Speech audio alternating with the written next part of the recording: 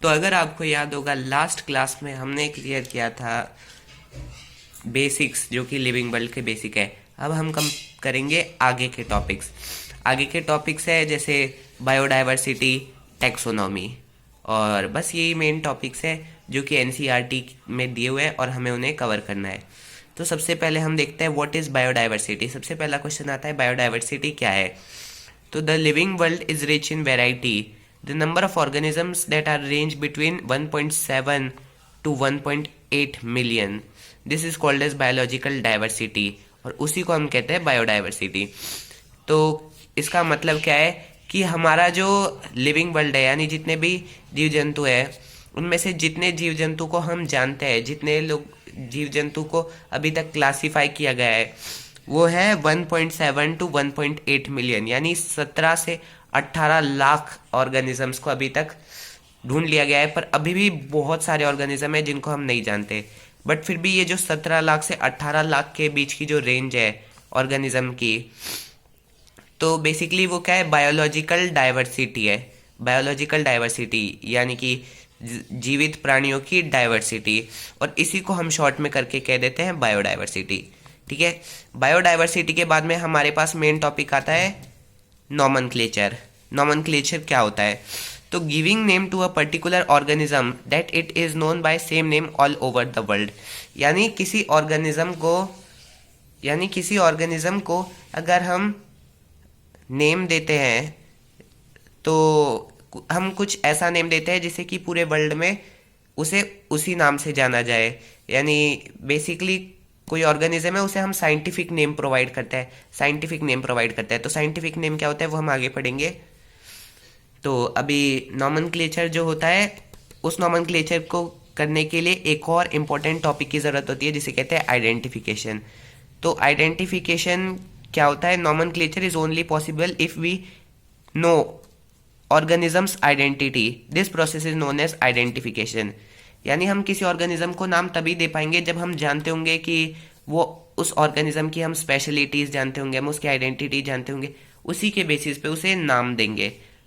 तो आइडेंटिफिकेशन बहुत ज़रूरी है नॉमनक्लेचर के लिए। ठीक है। हम किसी ऑर्गेनिज्म की आइडेंटिटी को जानते हैं, उसे कहते हैं आइडेंटिफिकेशन।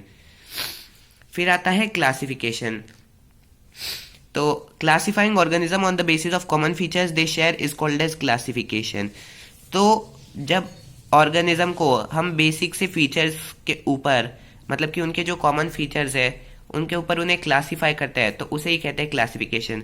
अभी एक बहुत बड़ा क्वेश्चन हमारे पास ये आता है, why are living organisms classified. मतलब हमने क्लासिफाई तो कर लिया लिविंग ऑर्गेनिज्म को, बट हम आखिर क्लासिफाई क्यों कर रहे हैं? तो इसका दो पॉइंट्स आप कह सकते हो, जैसे कि in order to facilitate the study of kinds and diversity of organisms. मतलब कि जो ऑर्गेनिजम्स है उनकी जो डाइवर्सिटी है उसको पढ़ने के लिए हम ऑर्गेनिजम्स को क्लासिफाई करते हैं। और एक पॉइंट ये भी है कि हम हर एक ऑर्गेनिज्म को इंडिविजुअली नहीं पढ़ सकते, तो हम उन्हें क्लासिफाई करते हैं अलग अलग कैटेगरी में ताकि हम उन्हें इजीली पढ़ सके। So that's why classifying organism is important. फिर हमारे पास आता है binomial nomenclature. Providing scientific name to each organism is called as binomial nomenclature. तो बेसिकली हम हर ऑर्गेनिज्म को एक नेम प्रोवाइड करते हैं, उसे ही कहते हैं बाइनोमियल नॉमनक्लेचर। नॉमनक्लेचर की तरह ही है बाइनोमियल नॉमनक्लेचर। अगर हम किसी को साइंटिफिक नेम प्रोवाइड करते हैं, साइंटिफिक नेम, उसे कहते हैं बाइनोमियल नॉमनक्लेचर। तो मैंने कहा था साइंटिफिक नेम्स, तो अभी हम देखते हैं साइंटिफिक नेम्स क्या होते हैं। Biologist give name to organism such that one organism is known by a particular name in whole world. मतलब जो बायोलॉजिस्ट होते हैं वो एक ऑर्गेनिज्म को एक नाम देते हैं जिससे कि पूरे वर्ल्ड में वो उसी नाम से जाना जाए। यानी नॉमनक्लेचर ही है, बस नॉमनक्लेचर के अंदर हम जो नाम प्रोवाइड कर रहे हैं उस नाम को कहते हैं साइंटिफिक नेम। उस नाम को हम क्या कहते हैं? Scientific name. To make it possible various international code have been established. अभी साइंटिफिक नेम प्रोवाइड करने के लिए हमें किसी चीज़ की ज़रूरत होगी, कोई बेसिस चाहिए जिसके कारण हम साइंटिफिक नेम ऑर्गेनिज्म को प्रोवाइड कर सके, तो उन्हें कहते हैं इंटरनेशनल कोड्स। तो अलग अलग तरह के ऑर्गेनिज्म को नाम देने के लिए हमारे पास अलग अलग इंटरनेशनल कोड्स होते हैं, जैसे कि ICBN। तो अगर हमें प्लांट्स को क्लासिफाई करना है, तो प्लांट्स को क्लासिफाई करने के लिए जो इंटरनेशनल कोड हम यूज़ करते हैं वो होता है international code of botanical nomenclature. International code of botanical nomenclature, ICBN। अगर हम ह्यूमन बीइंग जैसे ऑर्गेनिज्म को क्लासिफाई करते हैं तो उसके लिए हमें चाहिए होता है international code of zoological nomenclature. International code of zoological nomenclature जिसे कहते हैं ICZN। उसके अलावा कुछ वायरसेस वगैरह होते हैं, उनको क्लासिफाई करने के लिए, उनको नेमिंग देने के लिए हमें जो इंटरनेशनल कोड चाहिए होता है वो होता है international code of viral nomenclature, ICVN। उसके अलावा अगर हम बैक्टीरिया जैसे ऑर्गेनिज्म को क्लासिफाई करें तो उसके लिए international code of nomenclature of bacteria, bacteria का नॉमेनक्लेचर के लिए ICNB। फिर आते हैं टेक्सोनॉमिक कैटेगरी।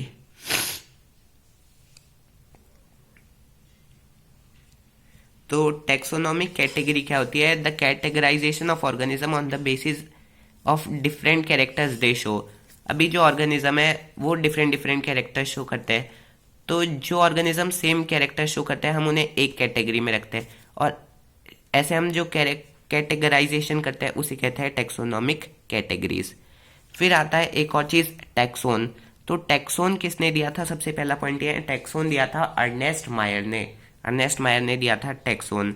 तो उस टैक्सोन के according each category of taxonomy is referred to as rank. यानी कि टैक्सोनॉमी के अंदर जो भी कैटेगरी है डिफरेंट डिफरेंट, उन्हें हम रैंक कह सकते हैं, क्योंकि वो अलग अलग लेवल पे हैं, अलग अलग लेवल पे हैं, और उन लेवल को हम कहते हैं टैक्सोन। उन लेवल को हम क्या कहते हैं? टैक्सोन।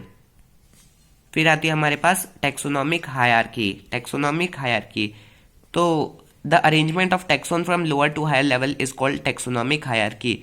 हम अगर छोटे टैक्सोन, फिर उससे बड़ा टैक्सोन, फिर उससे बड़ा टैक्सोन, ऐसे अगर हम अरेंज करते हैं तो उसे कहते हैं टैक्सोनॉमिक हायरार्की। और हमारे पास टैक्सोनॉमिक हायरार्की जो वो है पहले स्पीशीज, फिर जीनस, फिर फैमिली, फिर ऑर्डर, फिर क्लास, फिर फाइलम। फाइलम होता है एनिमल्स में, और डिवीजन होता है प्लांट्स के अंदर, और फिर लास्ट में आता है हमारे पास किंगडम। लास्ट में आता है हमारे पास किंगडम। अब हम एक एक करके इनको पढ़ते हैं। तो सबसे पहले आता है स्पीशीज। तो species is the lowest category of taxonomic hierarchy. Taxonomic hierarchy की सबसे छोटी जो कैटेगरी होती है वो होती है species. People can easily differentiate between species due to their morphological features.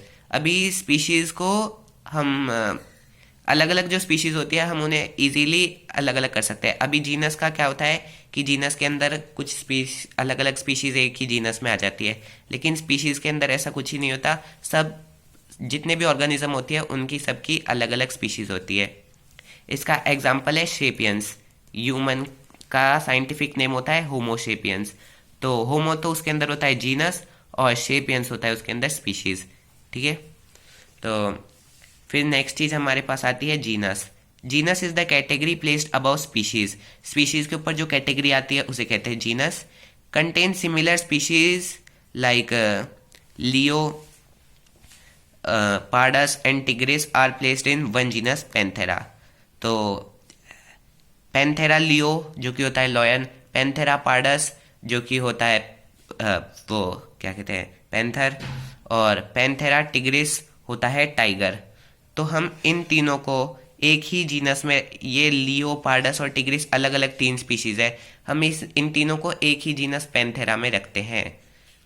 तो एक जीनस एक से ज़्यादा स्पीशीज कंटेन कर सकता है।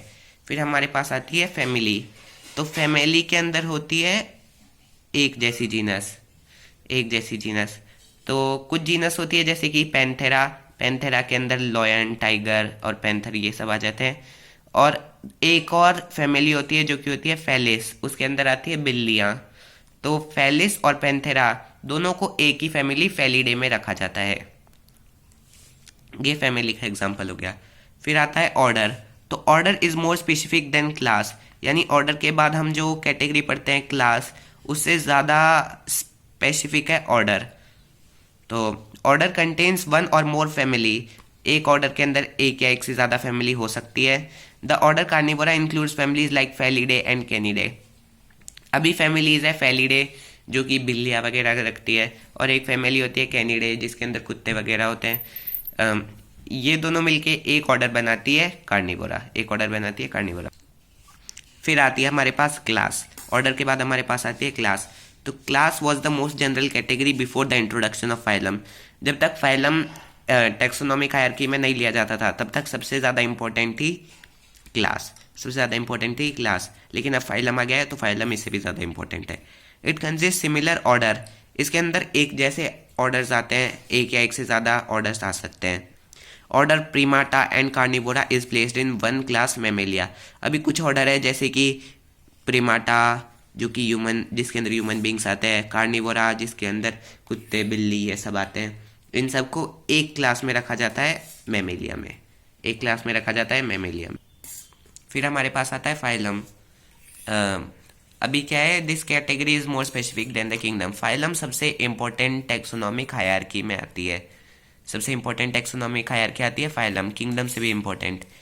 It is made up of different classes. ये अलग अलग क्लासेस से मिलकर बनी होती है। Class like Amphibia, Reptilia etcetera are included in one phylum कोडेटा। यानी कि वो ऑर्गेनिज्म जिनके अंदर वर्टेब्रल कॉलम होता है और भी काफ़ी सारे डिस्टिंक्ट फीचर्स होते हैं, उन सबको रखा जाता है कोडेटा में, जैसे कि एम्फीबिया, रेप्टिलिया एक्सेट्रा। फिर हमारे पास आता है kingdom. The kingdom is the largest category. Kingdom जो है वो सबसे बड़ी कैटेगरी है, सबसे बड़ी कैटेगरी है। It contain similar phylum. इसके अंदर एक जैसे फाइलम होते हैं, अलग एक जैसे फाइलम को रखा जाता है किंगडम में, लाइक पॉलीफेरा, टीनोफोरा, कोडेटा। इन सबको हम रखते हैं किंगडम एनिमेलिया में, एक किंगडम एनिमेलिया में हम इन सबको रखते हैं। इसके बाद में हमारे पास लास्ट टॉपिक आता है टेक्सोनॉमिक एड्स। इस चैप्टर का लास्ट टॉपिक आता है टेक्सोनॉमिक एड्स। तो टेक्सोनॉमिक एड्स क्या होता है वो देखते हैं हम। Taxonomic aids are helpful in the study of knowing our bio resources and are also useful in agriculture, forestry and industry. तो टेक्सोनॉमिक एड्स का हम काम कहाँ पे लेते हैं, हम अपने बायो रिसोर्सेज को जानते हैं टेक्सोनॉमिक एड्स की मदद से, और ये और भी काम में यूजफुल होते हैं जैसे कि एग्रीकल्चर, फॉरेस्ट्री, इंडस्ट्री, इनमें भी आगे काम आते हैं। The important taxonomic aids include herbaria, botanical garden, museum, zoological park and keys. अब हम इन सबको एक एक करके पढ़ेंगे, इन सबको एक एक करके पढ़ेंगे टेक्सोनॉमिक एड्स के अंदर। तो सबसे पहले आता है herbarium. A herbarium is a collection of preserve plant specimens that are dried and labelled. तो सबसे पहला पॉइंट ये आता है कि जो हर्बेरियम होते हैं वो क्या होते हैं। हर्बेरियम के मतलब कि हर्बेरियम एक जगह होती है जहाँ पर प्लांट के स्पेसिमेंस को हम सबसे पहले ड्राई करते हैं और फिर उनको लेबल करके और चार्ट के रूप में रखते हैं। तो the plant species that are collected are first dried. हम जिस भी प्लांट स्पीशीज को कलेक्ट करते हैं उसको सबसे पहले ड्राई करते हैं, फिर उसे आयरन प्रेस करते हैं, फिर उसे माउंट करते हैं पेपर पे, और फिर उसके बाद उसे लेबल करते हैं, और फिर हर्बेरियम शीट्स बनाई जाती है और उन्हें हर्बेरियम में रखा जाता है। फिर हमारे पास नेक्स्ट आता है बॉटनिकल गार्डन। तो बॉटनिकल गार्डन क्या होता है, those garden that are responsible for the cultivation and preservation of a wide range of plant.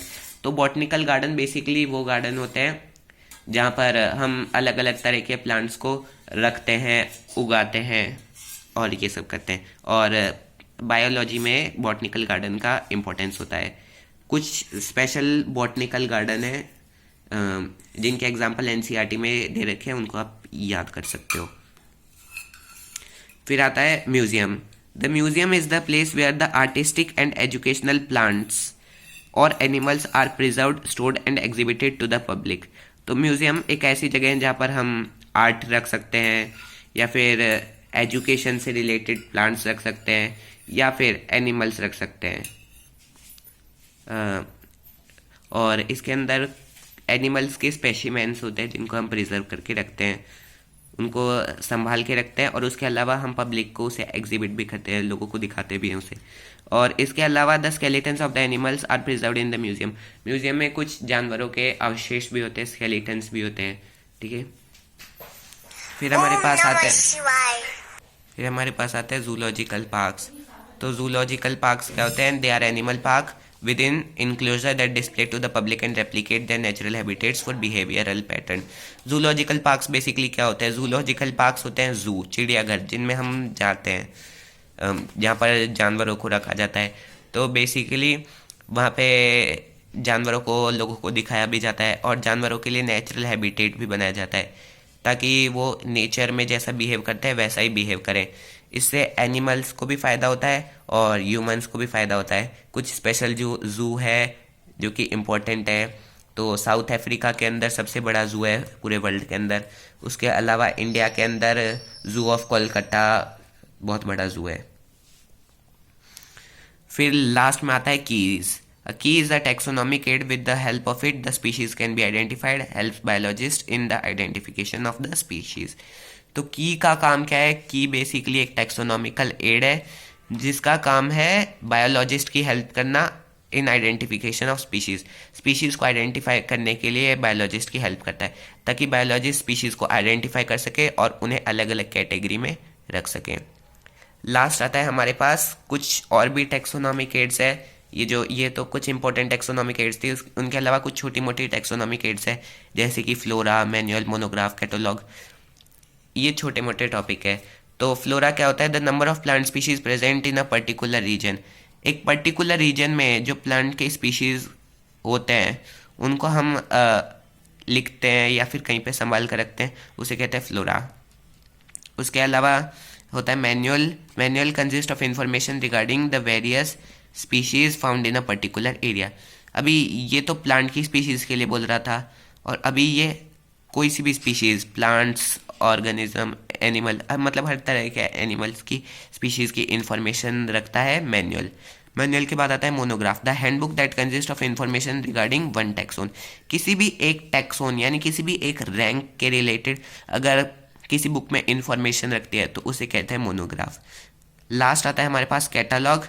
तो it consist of the list of publication that include the books, periodical and dictionary. तो basically कुछ और भी जगह होती है जहाँ पर से हमें ऑर्गेनिजम्स की इंफॉर्मेशन मिलती है, जैसे कि बुक्स, पीरियोडिकल्स और डिक्शनरीज, तो उन्हें कहते हैं हम कैटलॉग। तो ये था बायोलॉजी का पहला चैप्टर जो कि हमने पढ़ा, द लिविंग वर्ल्ड। और नीट में भी ये चैप्टर है, तो अगर आप नीट कर रहे हो तो आपके लिए भी ये यूज़फुल है। और आज की क्लास के लिए बस इतना ही। नेक्स्ट क्लास में हम पढ़ेंगे एनिमल किंगडम। और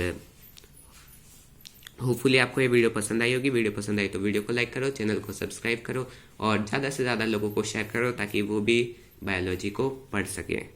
थैंक यू।